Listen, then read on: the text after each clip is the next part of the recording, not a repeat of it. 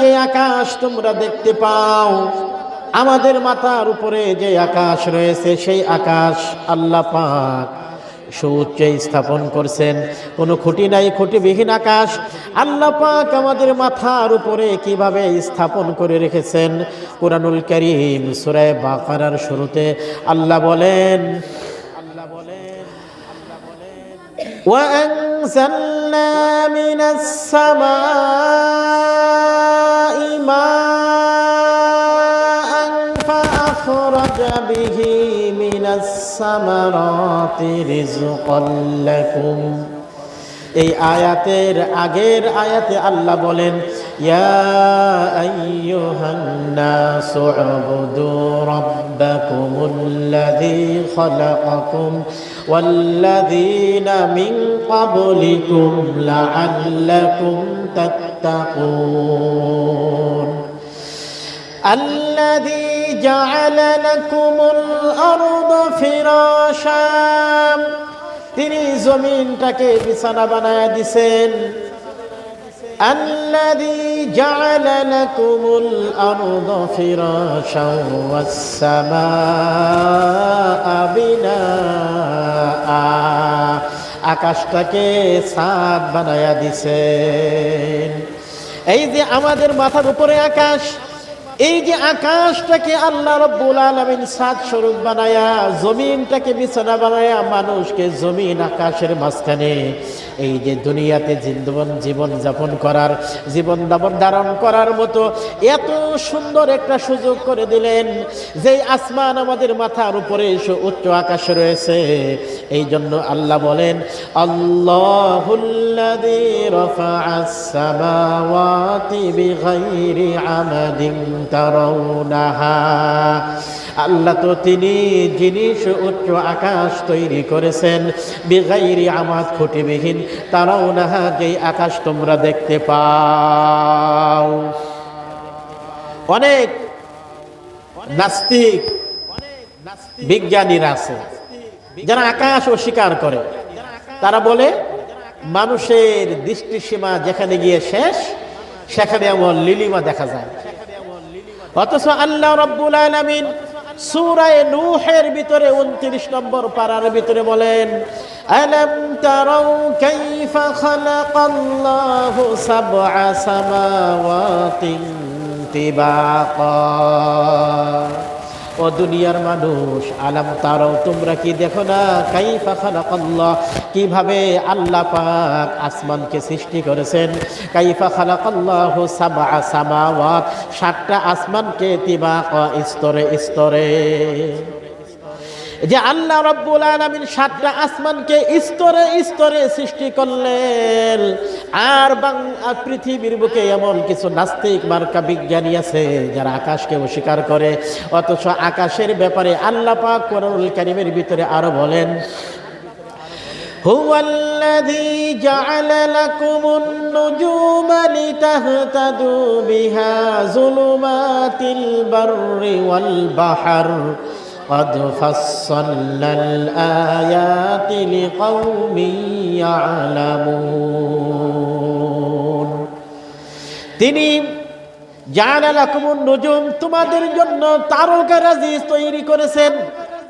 জাআলা লাকুমুন নুজুম লিতাহতাদু বিহা ফি যুলুমাতিল বাররি ওয়াল বাহর, যাতে করে স্থলে এবং জলে তোমরা পথ, অন্ধকারের ভিতরে পথ নির্ণয় করতে পারো। রাতের বেলায় পথিক যখন হাঁটে, রাতের অন্ধকারের কারণে পথ যাতে ভুলে না যায়, এই জন্য আসমানের তারকার দিকে তাকায়া পথ নির্ণয় করতে পারে। অনুরূপভাবে নাবিকরা যখন সমুদ্রের ভিতরে রাত্রিবেলায় জাহাজ পরিচালনা করে, রাতের অন্ধকারে দিক যাতে হারায় না ফেলে, সেই জন্য নাবিকরা আকাশের তারকারাজি দেখে দেখে পথ নির্ণয় করে রাখে। যেই আকাশের ভিতরে আল্লাহ রাব্বুল আলামিন তারকারাজি ফিট করেছেন। এবং আল্লাহ রাব্বুল আলামিন আরো বলেন, আলাম তারাউ কাইফা খালাকাল্লাহু সাবআ সামাওয়াতিন তিবাকা ওয়া জাআলাল কামারা ফীহিন্না নূর। আল্লাহ পাক আকাশের ভিতরে এই যে চাঁদটাকে বানাইছে একটা আলো। এই যে চাঁদ, যেই চাঁদটাকে আল্লাহ রাব্বুল আলামিন নূর বলে সম্বোধন করেছে, নূর শব্দের অর্থ হলো আলো।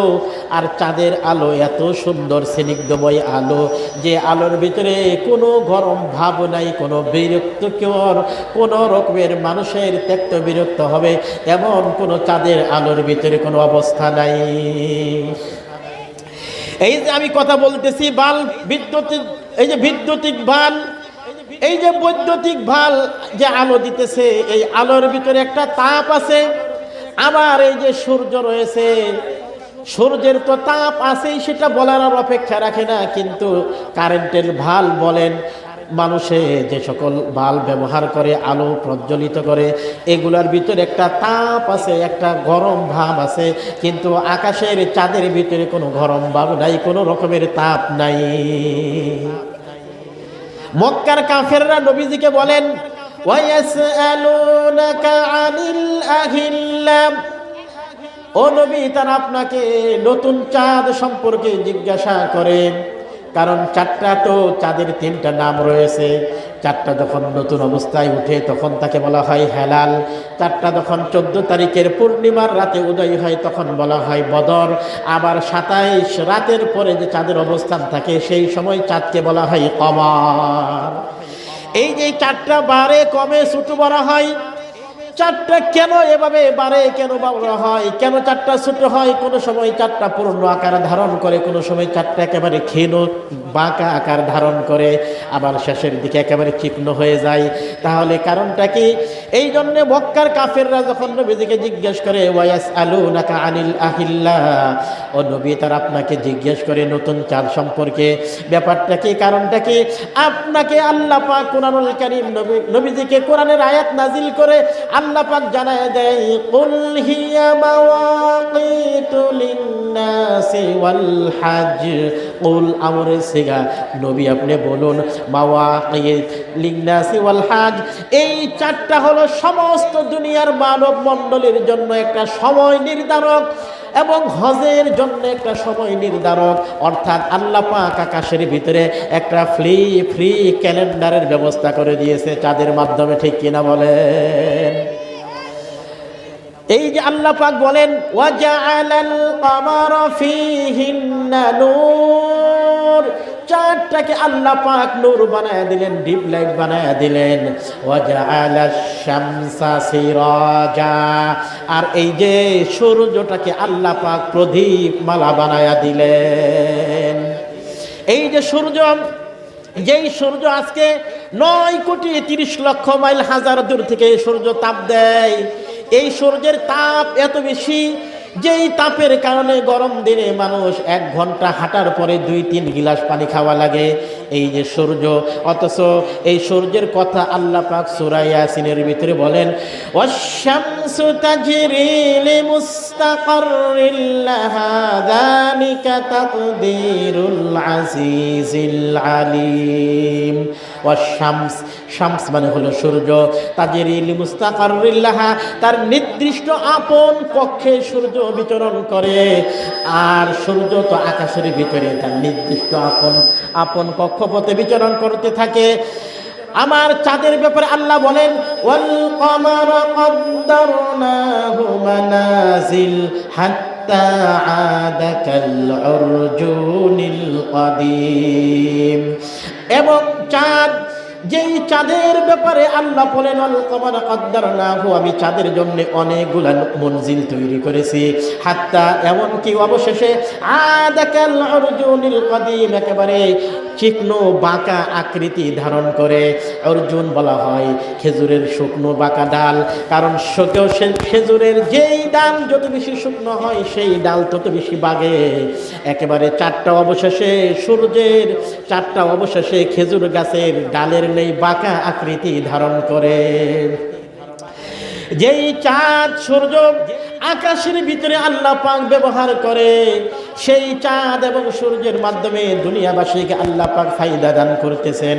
মুহতারাম মুআজ্জাজ হাজিরিন, আল্লাহ রাব্বুল আলামিন কত মহান, আল্লাহ পাকের কত কুদরত।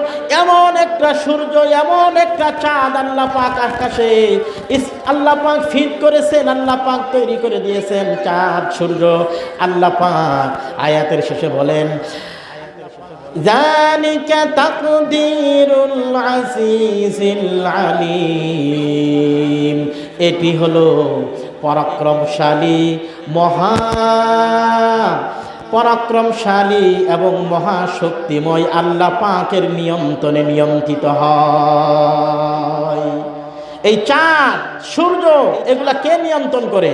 আল্লাহ পাক নিয়ন্ত্রণ করে।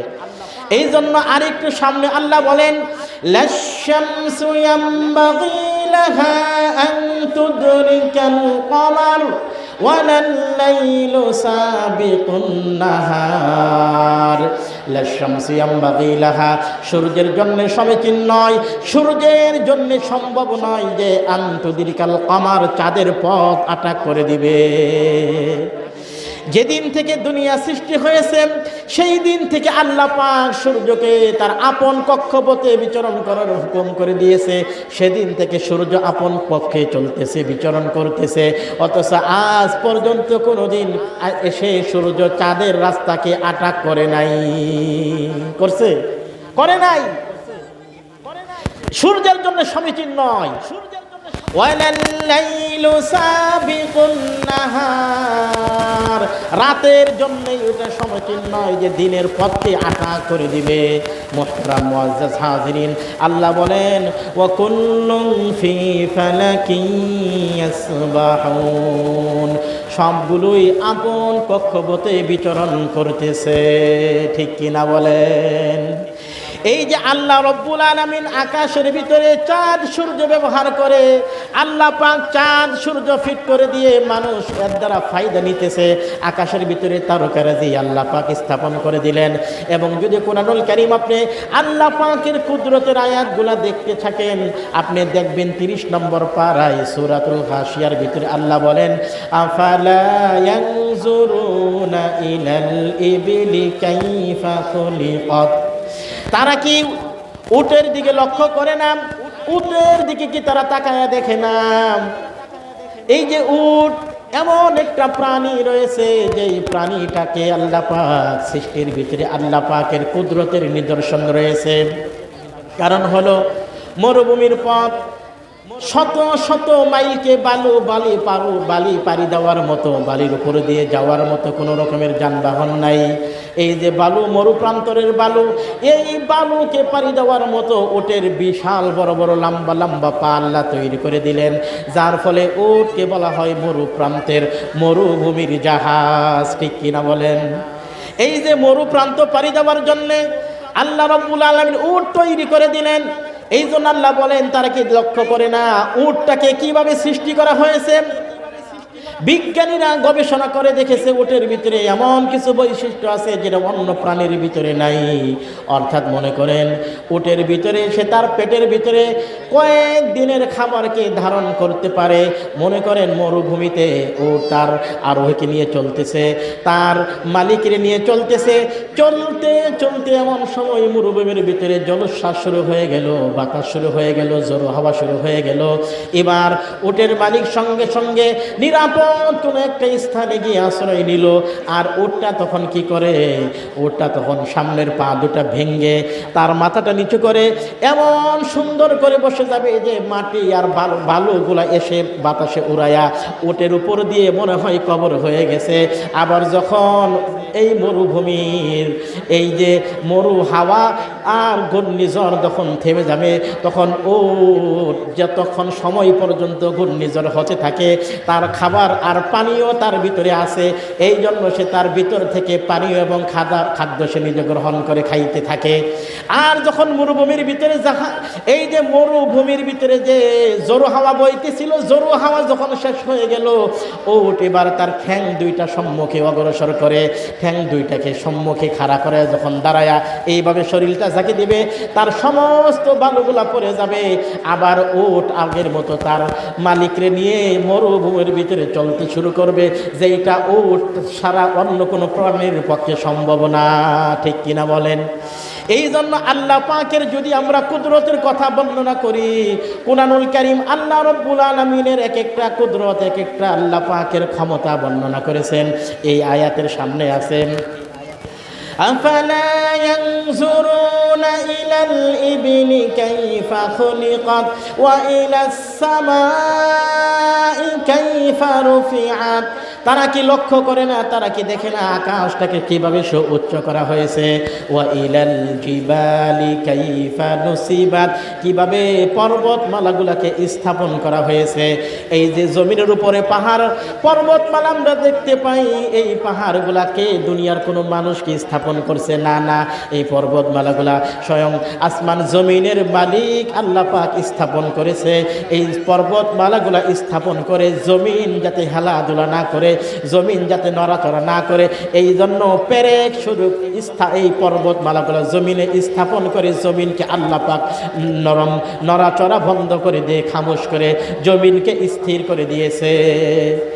আজকে এই জমিনের ভিতরে আপনি যদি তাকান, এই জমিনের ব্যাপারে দেখেন তো, শুষ্ককাল যখন আসে, গ্রীষ্মকাল যখন আসে, জমিনগুলা শুকায়া একেবারে চৌচির হয়ে যায়, অথচ জমিন এত শক্ত হয়ে যায়। কোরআনের ভিতরে আল্লাহ বর্ণনা করেন, ওয়ামিন আয়াতিহি আন্নাকা তারাল আরদা খাশিআতান ফাইদা আনজালনা আলাইহাল মাআ ইহতাজ্জাত ওয়া রাবাত। আল্লাহ রাব্বুল আলামিন বলেন, ওমিন আয়াতিহি, আল্লাহ পাকের নিদর্শনাবলীর ভিতরে একটা নিদর্শন হলো আন্নাকা তারাল আরদা খাশিআ, আপনি জমিনকে দেখতে পাবেন শুষ্ক হয়ে গেছে, জমিন শুকায়া গেছে। এই যে জমিন শুকায়া গেছে, একদম ফেটে চৌচির হয়ে যা, আল্লাহ বলেন ফাইদা আনজালনা আলাইহাল মাআ ইহতাজ্জাত ওয়া রাবাত, এই জমিনের উপরে আমি যখন আসমান থেকে পানি নাজিল করি, এই জমিনটা স্ফীত হয়, জমিনটা বেড়ে যায়।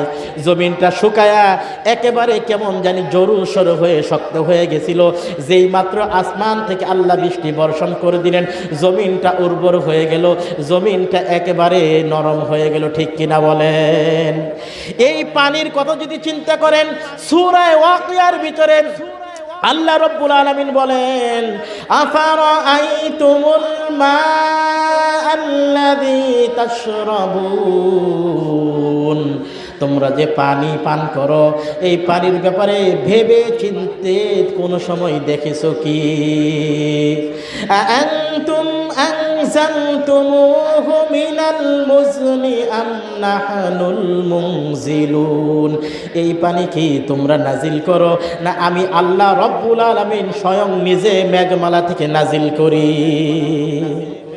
আসমান থেকে সেই মেঘমালা থেকে আল্লাহ পাক পানি নাজিল করে জমিনকে উর্বর করে মানুষকে চাষাবাদের উপযোগী বানায় দেয়। ঠিক কিনা বলেন? হ্যাঁ, আল্লাহ পাকের কুদরত। আনতুম আফারাআইতুমুল মাআল্লাযী তাশরাবুন আনতুম আনজালতুমুহু মিনাল মুজনি আম নাহনুল মুনজিলুন, এই পানির ব্যাপারে যে পানি পান করো, ভেবে চিন্তে দেখেছো কি? এই পানি কি তোমরা মেঘমালা থেকে নাজিল করো, না আমি আল্লাহ পাক নাজিল করি? আল্লাহ পাক মেঘমালা থেকে পানি নাজিল করে আমাদেরকে সুন্দর পানির ব্যবস্থা করে দিয়েছে। আল্লাহ পাক বলেন, আফারাআইতুম মা তাহরুসুন, তোমরা যে চাষাবাদ করো জমিনের ভিতরে, এই চাষাবাদের ব্যাপারে ভেবে চিন্তে দেখেছো কি? আনতুম তাজরাউনাহু আম নাহনুজ জারিউন, এই চাষাবাদ তোমরা করো না আমি আল্লাহ রব্বুল আলামিন করি? ও দুনিয়ার মানুষ, এই যে জমিনের ভিতরে আমরা যে ধান রোপণ করে জ্বালা গেড়ে এসে পড়লাম, এই জ্বালার উপরে আমরা যে গুছিটা স্থাপন করে জমিনের ভিতরে গেড়ে আসলাম, এই যে জ্বালা যেটা আমরা গুছি জমিনে লাগাই আসলাম, এই গুছিটা জমিন থেকে রস গ্রহণ করে, আল্লাহ পাকের সূর্যের তাপ গ্রহণ করে, বাতাস গ্রহণ করে, এবং আল্লাহ পাকের অগণিত অসংখ্য ফেরেশতারা এর ভিতরে কাজ করে, এবং এইটাকে যখন ফুলের আকার ধারণ করে, এই ফুলের ভিতরে অসংখ্য অগণিত ফেরেশতা কাজ করে ফুলটাকে পানিতে রূপান্তর করে। পানি রূপান্তর করার পরে কিছুদিন পর উপরে একটা কাবার হয়, কাবার হওয়ার পরে ভিতরে চাউল হয়, চাউলের উপরে আবার আরেকটা সুন্দর করে আল্লাহ পাক কাবারের উপরে সোনালি ধানের একটা রং দিয়ে দেয়। এই ধান কেটে বাড়িতে এনে ওই যে মিল থেকে ভাঙ্গায়া চাউলের ভাত খাও, এই ভাত কোত্থেকে আসলো ঠিক কিনা বলেন? এই জন্য মুহতারাম মুআজ্জাজ হাজিরিন, আমার হাতে সময় একেবারেই কম, কারণ আমার আরেকটা মাহফিল আছে, সেখানে অপেক্ষা করতেছে আমার জন্যে। আমি যদি কোরআন থেকে আরো লম্বা সময় আল্লাহ পাকের কুদরতের বর্ণনা দিতে সময় পারতাম, আমি অবশ্যই আপনাদেরকে আল্লাহ পাকের কোরআনুল কারীম কুদরতের বর্ণনা করে শোনায় দিতাম। এই জন্য মুহতারাম মুআজ্জাজ হাজিরিন, আল্লাহ পাকের কুদরত নিয়ে ভাবেন, চিন্তা করেন। কুল সিরু ফিল আরদ ফানজুরু কাইফা কানা আকিবাতুল মুকাজ্জিবিন ফাযকুরুনি আযকুরকুম ওয়াশকুরুলি ওয়ালা তাকফুরুন। এই আয়াতগুলো চিন্তা করো। এইভাবে কোরআনুল কারীম বহু আয়াত আছে। এই আয়াতগুলো যদি আপনি চিন্তা ভাবনা করেন, আপনার কাছে আল্লাহ পাকের কুদরত ফুটে উঠবে, আল্লাহ পাকের বড়ত্ব মহত্ব আপনার সামনে এসে যাবে। সেই কুদরতের কারণে আপনার মাথা আল্লাহ পাকের সম্মুখে এমনি নত হয়ে যাবে, ঠিক কিনা বলেন? মুহতারাম মুআজ্জাজ হাজিরিন, যাই হোক, আমার আর সময় খুব কম, আমার আর সময় দিতে পার